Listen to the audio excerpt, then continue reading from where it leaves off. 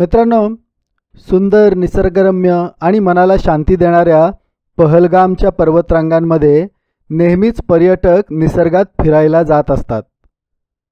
तिथे आनंदाची पखरण होत असते। पण अचानक मानवतेला काळीमा फासणारा तो पहलगामचा काळा दिवस आला आणि निरागस पर्यटकांच्या हसऱ्या चेहऱ्यांवर अचानक मृत्यूची सावली पडली। पहलगामच्या कुशीत निसर्ग बहरला होता, दरवळत होती हवा, गंध फुलांचा होता।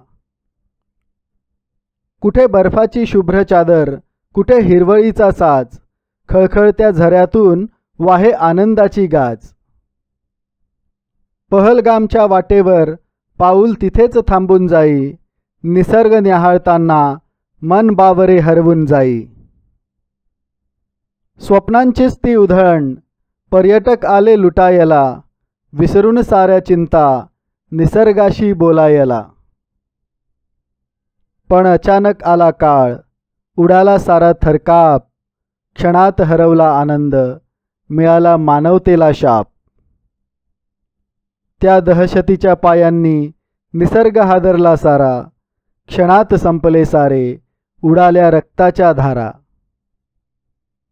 कुशीत होते बाळ कुणाच्या, हातात पित्याचा हात कुणाच्या, मित्र हसरा गेला सोडून, पाश जीवनाचे तोडून।